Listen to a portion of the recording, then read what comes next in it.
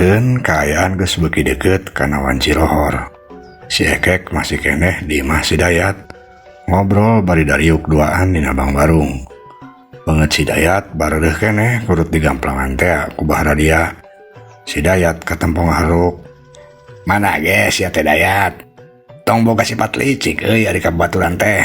Tah karasa si ayeuna mah niat ngusrukeun dewek pan karasa ku aing sorangan sia. Cek si Ekek kadenge mimiti cumarita. Ari si Dayatna cicing bae teu nimbalan.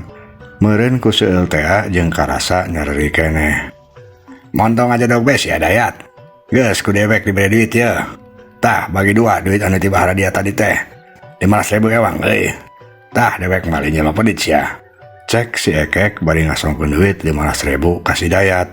Atuh hari ngadenge dibere duit mah si Dayat anu tadi namanya bae oge jadi curing hak. Gap duit teh ditampanan. Nuhun euy.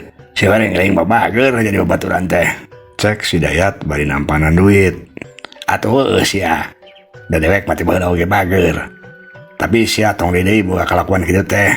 Heueuh moal euy, hampura tadi mah. Terus nu kadua kieu euy. Dewek ayeuna rek minta tulung ka ilaing. Aya naon deui atuh? Tanya si Dayat. Iya euy. Kapan ilaing geus apal? Dewek ngketos lohor diondang dahar ku Nyilas Maya. Terus tadi kadenge lain ku sorangan ku ilaing. Bahradiana oge geus nyebut-nyebut ka dewek teh calon mantu cenah. Tandaning mahena geus satuju rek mulung mantu ka dewek.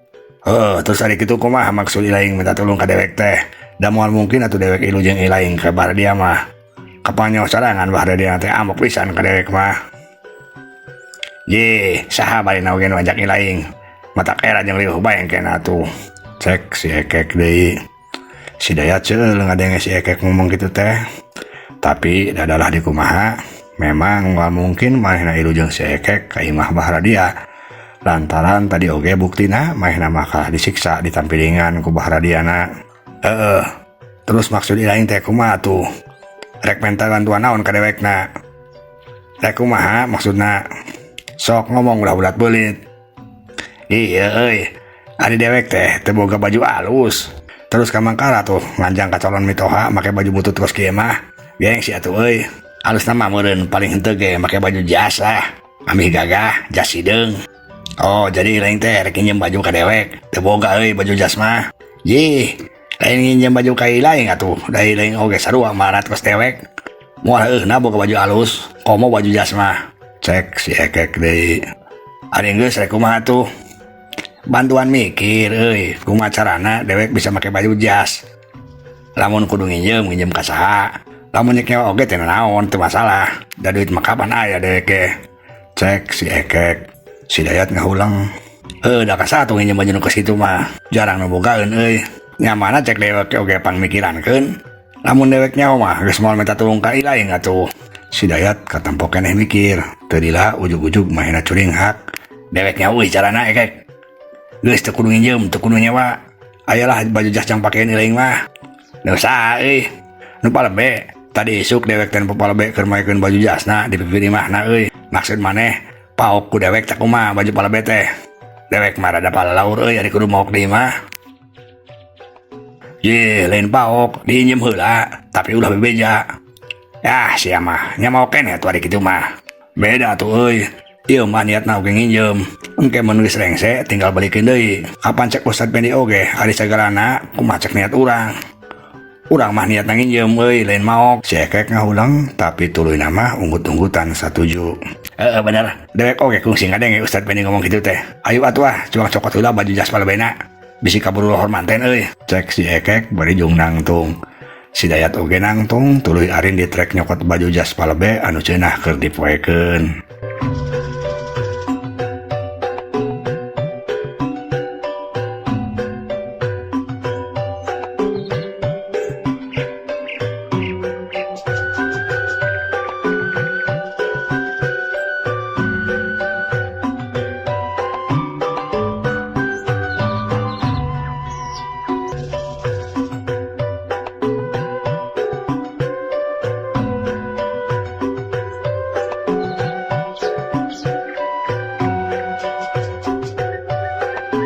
Kaayaan beki beurang panon poe karasa beki moreret Kan untungna masih keneh aya angin anu ngahiliwir nebak handadang daunan. Jadi teu karasa panas jeung haridang teuing. Dina kaan kitu si Ekek jeung si Dayat kedah leumpang rek muru ka imah Palebe. Leumpangna ngahaja malipir motong jalan anu tujuan mah supaya leuwih deukeut jeung teu papanggih jeung jalma cenah. Teu kungsi lila oge duana geus anjog ka kebon imah Palebe anu aya pipireun imahna. Si Ekek jeung si Dayat tuluy nyarumput dina dapuran cau kebon Palebe. Lantaran Palebena katempo keur bebesik di pipir imahna. Tempo tuh Ekek. Tuh jas Palebe teh masih kena dipoe euy. Tempo tuh na popoeana. Ku dewe ke katempo euy. Tapi kumaha nyokot nanya, kapan itu Palebena aya keur bebesik? Si Ekek jeung si Dayat ngaharulang mikir, tapi teu lila si Dayat boga akal. Gampang euy. Cuang gadeuwahkeun bae Palebena supaya indi ti dia. Cara anak mas ya. Dewek rek nguliweuh ka tukangan kandang hayamna tuh. Terus ku dewek rek dibaredogan hayamna supaya ngagarapak. Pan Palebena pasti indit ngilik atuh. Tah lamun Palebena geus indit, ku ilaing buru-buru cokot baju jasna nu keur dipoe. Tuluy geuwet kabur. Kumaha lamun kitu? Bener. Alus pisan aya teh. Satuju pisan dewek mah. Tembal si Ekek, satuluyna si Dayat terus keketepan ngadeuketan kandang hayam Palebe anu aya di sabelah wetadeun imahna. Tuluy lungak-lengok kana jero kandang hayam. Breh katempo hayam Palebe loba anu keur nyaratu. Si Dayat tungkul nyokotan batu. Terus belewar eta batu teh dipake nenggoran hayam. Atuh hayam teh meuni kuakeok pating garapak. Palebe anu keur bebesik tangtungna reuwas. Paculna ditunda. Nah, eta hayam gegarapakan kitu. Buah-buah aya ora ieu mah yeuh. Kerentes Palebe bari tuluy buru-buru indit ka kandang hayamna. Sedangkan si Dayatna buru-buru nguliweuh indit ti eta tempat. Barang jeung Palebe indit, si Ekek keluar tina panyumputanna. Leumpang ka palebah popoean baju Palebe bari cungas sengos. Bisi aya jalma nu nempoeun.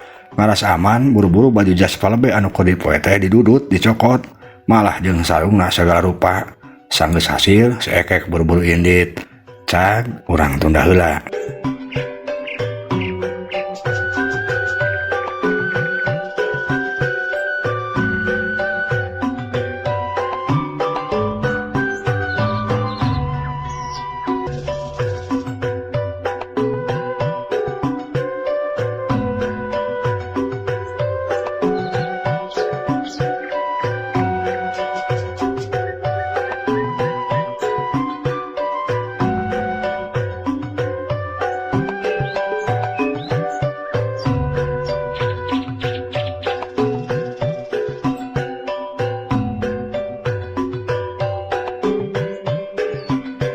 Ayeuna malik diheula nyaritakeun kaayaan di imah Bahradia.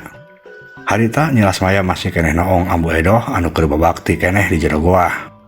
Dada Nyilas Maya deg-degan, hatena seseblakan. Ya Allah, eta si Ambu keur nanaonan daging hayam make di kebulan kumenyan sagala. Gerentes Nyilas Maya bari terus noong ka jero goah.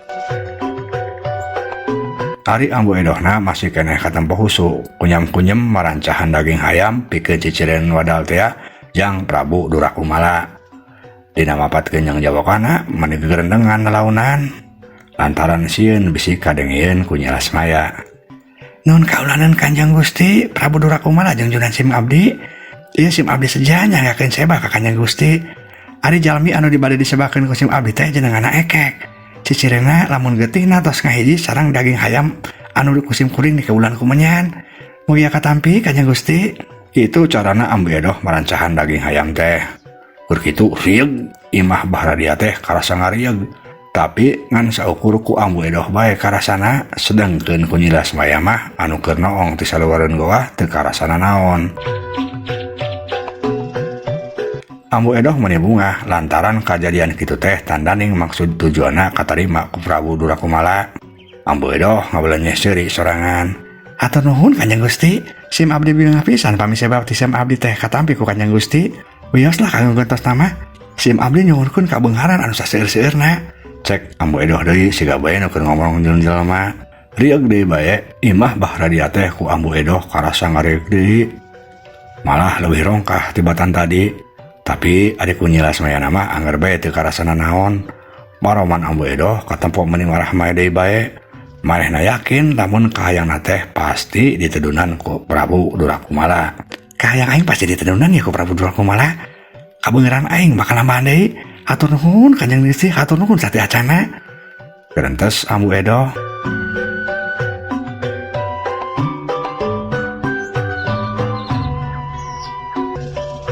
Ari di luar goa Nyilas Maya masih keneh noong. Ngan hanjakal omongan Ambu Edoh teh teu kadengin jelas kumanehna mah. Ngan saukur gegerendengan bae. Aya cenah nyebut-nyebut ngaran Ekek. Nyilas Maya beuki ngarasa penasaran. Si Ambu sadana nyebut-nyebut ngaran Kang Ekek. Rek naon tujuananya?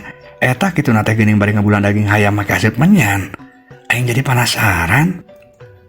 Mending tanyakeun bae sugan langsung kasih Ambuna. Rek naon maksudna kitu? Gerentes Nyilas Maya bari panonna angger noong ka jero goa.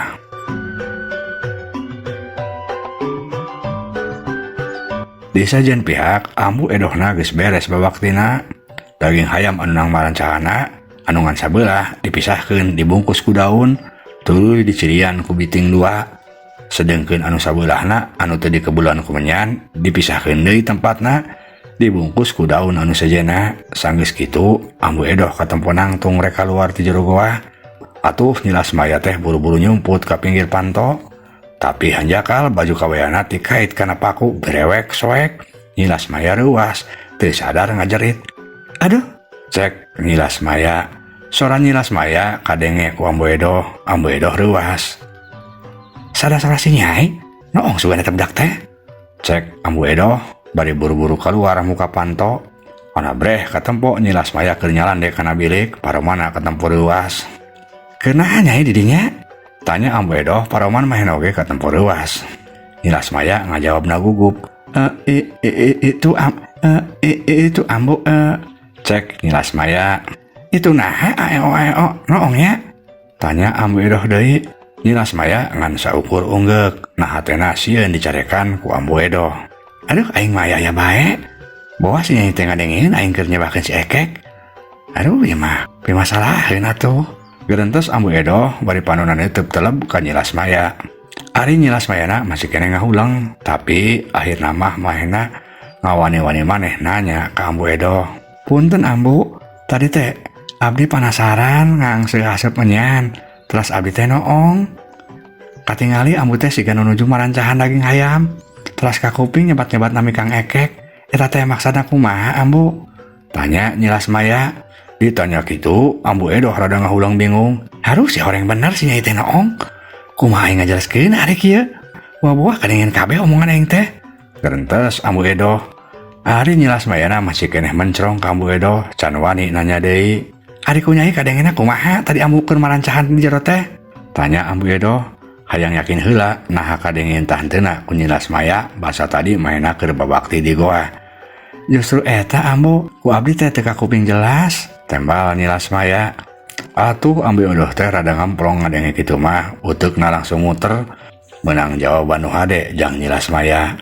Oh, teu kadenge jelas ku Nyai teh. Nyilas Maya gogodeg. Ambu Edoh tuluy pok ngomong deui. Kieu Nyai dengekeun ku Nyai. Ari tadi Ambu teh memang Ambu keur marancahan daging hayam jang bikinin ka Jang Ekek. Nya ari tujuanna mah Ambu teh supaya Jang Ekekna beuki meulit ka Nyai. Atuh dangaranna ge Ambu teh kolot. Hayang anak teh bagja. Ulah sampe kena dinyenyeri ku Jang Ekek. Cek Ambu Edoh bisaan bae alasanna mah. Ari Nyilas Mayana tangtungna percayain bae. Manehna meni bunga ngadenge omongan indungna kitu teh. Lantaran memang Nyilas Maya teh bogohna kacida ari ka si Ekek teh. Jadi harapan manehna oge ulah sampe si Ekek teh kabengbat ku awewe nu sejen atawa nganyeri ka manehna. Oh kitu maksudna Ambu. Hatur nuhun pisan atuh kitu mah Ambu. Cek Nyilas Maya. Ih teu kudu ngomong hatur nuhun sagala atuh Nyai. Atuh ngaranna ge indung ka anak. Ari indung mah hayang anak teh tinangih jeung kabagjaan. Cek Ambu Edoh manehna oge bunga lantaran Nyilas Mayana percayaeun teu sampe curiga jauh ka manehna. Tah ayeuna mah kieu Nyai. Engke ari keur dahar barang mah nu diembrakeun teh ulah daging hayam anu nang marancahan. Tapi daging hayam anu dibungkus tuh kuno hijina. Tah lamun engke Jang Ekekna rek mulang, kadibikeun ku Nyai daging hayam anu geus marancahan, sina di dahar di mana? Kaharti Nyai. Cek Ambu Edoh deui. Eta bageus kieu bae Nyai. Eta daging hayam anu geus nang marancahan mah kajen ku dianterkeun ku Ambu bae ka imahna. Ambi teu salah mikeun kena. Nyilas Maya ungguk deui. Sumun atuh Ambu abdi mah ngiringan kumaha saena bae. Tembal Nyilas Maya. Nya tuh geus ayeuna mah geura beberes, siapkeun kadaharana kapan sakedeung deui gerek lohor. Ambe engke lamun jang ekekna geus datang karibrak bae dalahar, cek Ambu Edo. Mohon Ambu, tembal Nilas Maya satuluyna mah Nilas Maya Indit rek nyiapkeun kadaharan jang engke bala kecerakan jeung si Ekek.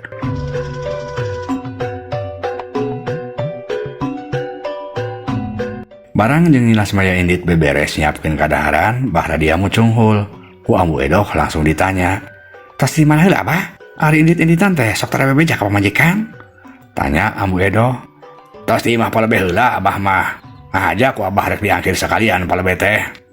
Nya tujuanna mah ambisinya jeung si Ekekna beuki percaya. Lamun urang teh bener rek ngajodohkeun maranehna, maksudna mah kitu. Ambi percaya." "Bener atuh Abah, bener pisan eta teh. Puguh Ambu oge tadina mah boga niat kitu. Terus kumaha palebena daekeun teu ka dieu?" "Daekeun, tapi manehna rek ngajak tua kamu heula cenah ambil Abdol, cek manehna kitu." "Ya syukur atuh ari kitu mah," cek Ambu Edo. Cak urang tunda deui.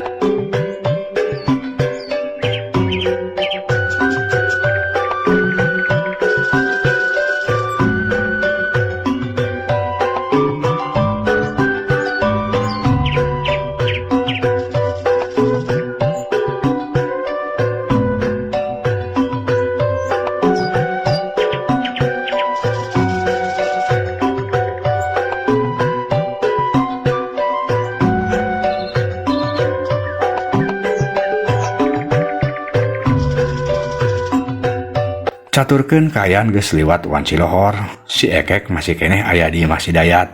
Katempo geus saged make jas hideung anu nang maok teh tina popoean palebe. Meuni katempo gaya pisan. Da emang ari si Ekek teh sakitu mah boga rupa. Mana Nilas Maya oge meuni kapengpeongan ku si Ekek teh.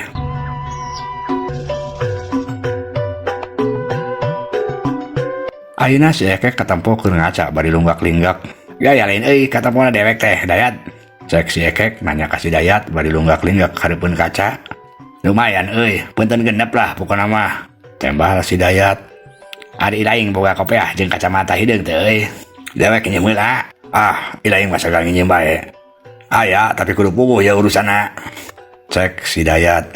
"Gampang, kapan dewek teh bakal jadi minantu Jamal Beunghar. Geus lamun dewek geus kawin mah, naon bae hayang ilaing diberek ku dewek mah," cek si Ekek deui bangun ku reueus.